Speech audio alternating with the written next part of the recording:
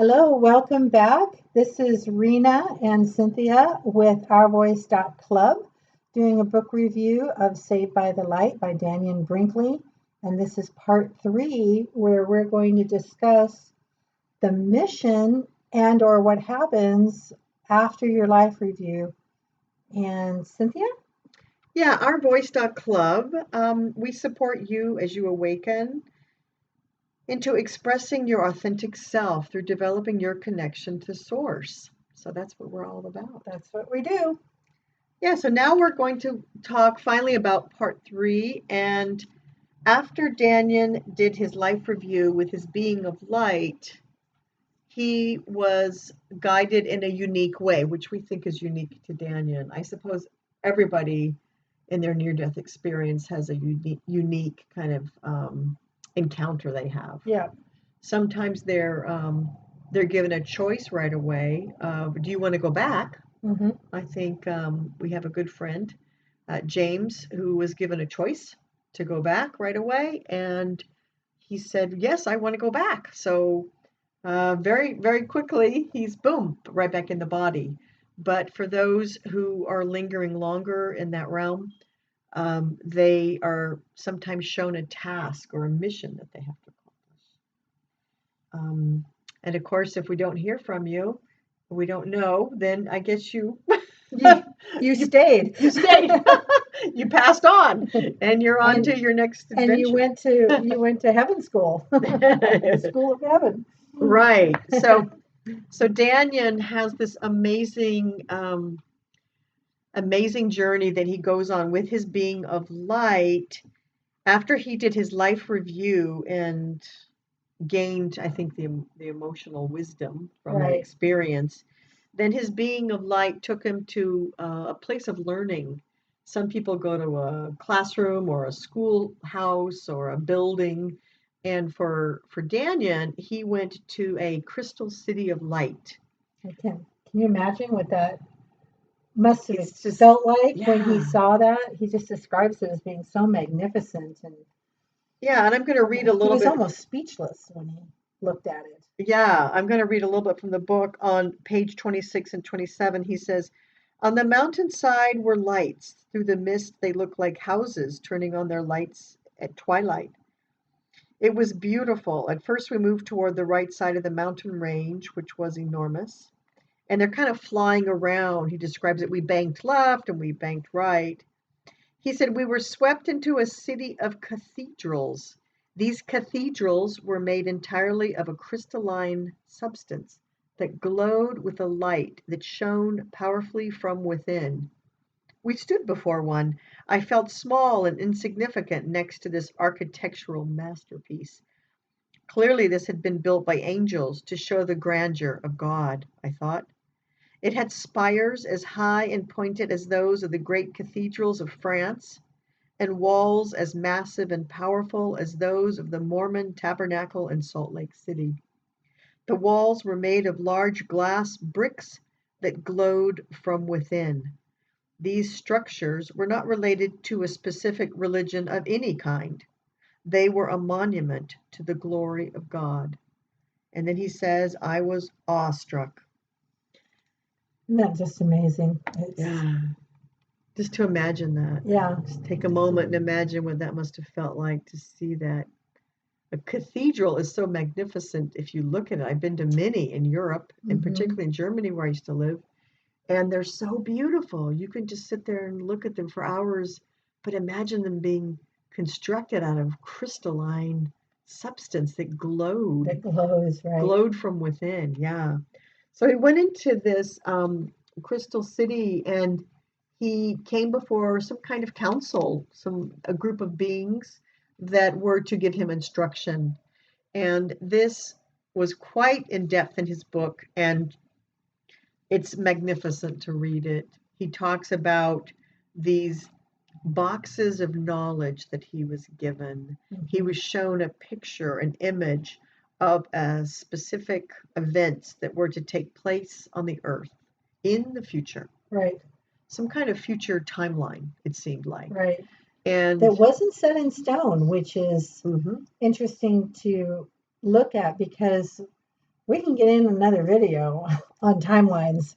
That's a whole nother subject, that there's different timelines that are available, and Impossible. impossible, what timeline do you want to focus on.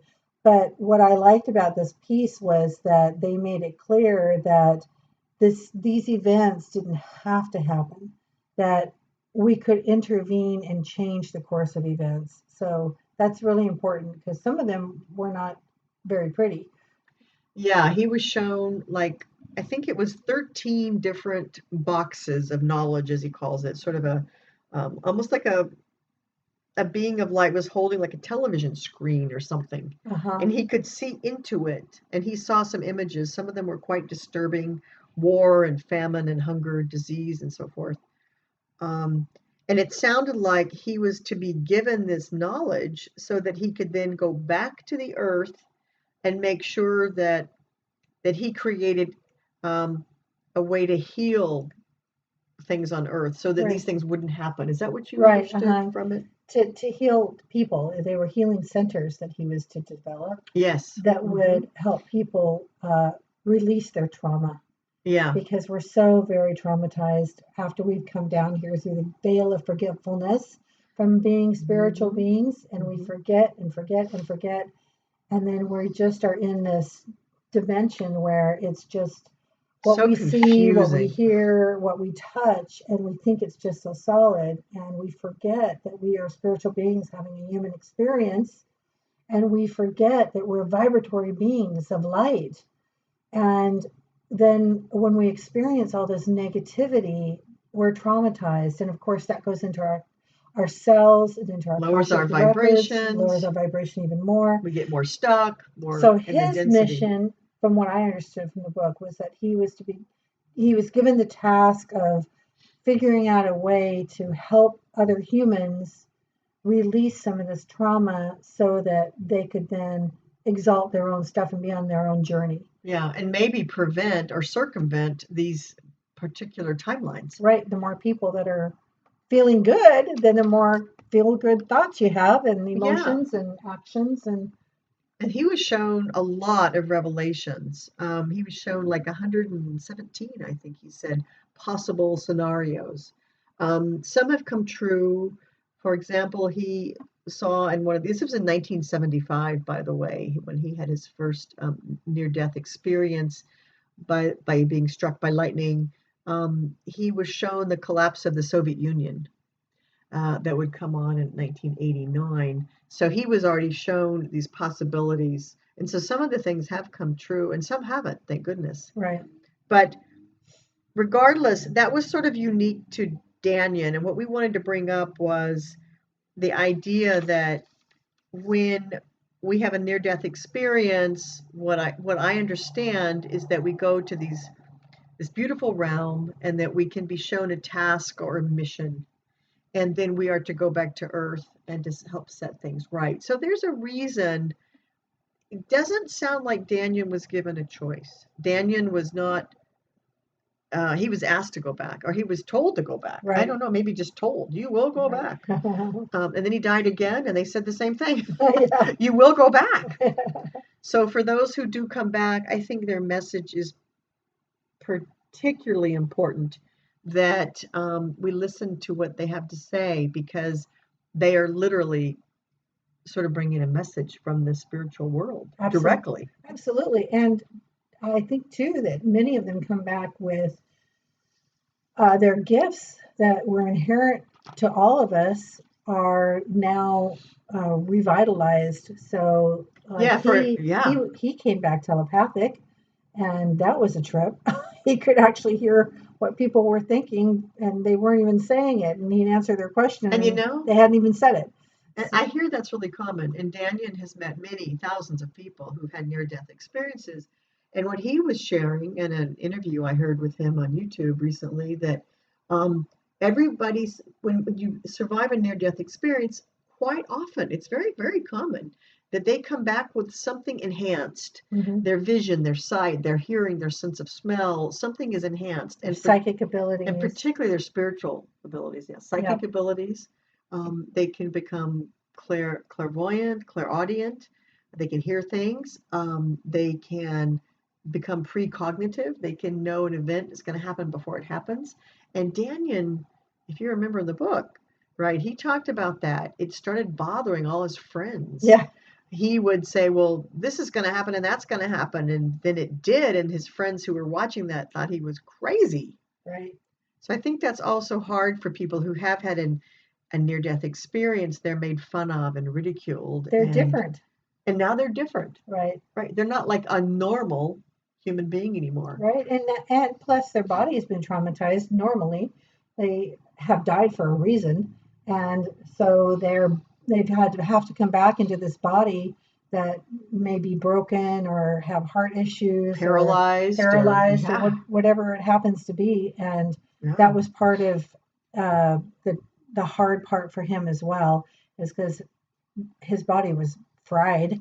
He says, it was struck by lightning. It went in his head, and so he had a real difficult time inside of his body. So yeah, but yeah, we wanted to touch a little bit too on dreams, right? Like just talking about how we all have these abilities, and when we're all in school. So some of the people that don't come back are in school learning things. I have tried to stay in touch with my father, who is deceased, and communicate that way and stay open to that we can talk to people who are our loved ones who are on the other side. I think you had a communication with your dad, and he shared with you that he was in school.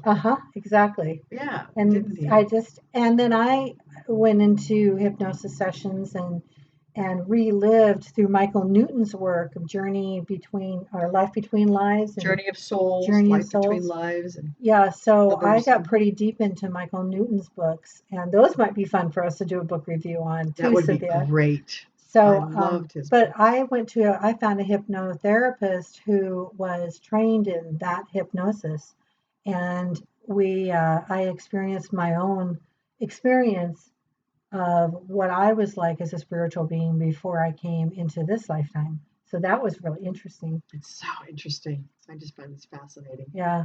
We're learning all the time, and in our dream state, we're learning. Learning never stops. No. And I think that's the point here, is that whether you're alive or, quote, dead, which you aren't, but you're on the other side, learning will be a continual process forever and ever. And until we become one with God again, I guess. Yeah. It's a great thought. Go back to source at some point. I don't know. Yeah. So we're students of life. I don't exactly know what the definition of eternal is. I don't know if eternal has a definition. Yeah. Because it's eternal. It's eternal. It keeps going. I love the way he ended his book, and that's the last thing we'll close with here, is that he says, quote, "I don't know why I was chosen to do what I do. I only know that my work is to be continued." And I think that really sums up nicely how I feel about it. It's going to continue. Yeah, absolutely. And we wanted to share this with you all, and thank you so much for listening today, because this is very empowering for me personally, and I hope it can be for you. Yes, please like, share, comment, support our channel. We're brand new as of this recording in 2020, and we are finding our way, and we're just two light workers and best friends that are finding our own voices and sharing it with you, that you may have a voice as well. So our website is ourvoice.club, and it's a little membership website. We'd love to have you join us. Yes. So thanks so much. So take care and keep learning. Keep learning and loving, right? Keep learning and loving in the light, in the light. All right. Bye for now. Bye-bye. Take care.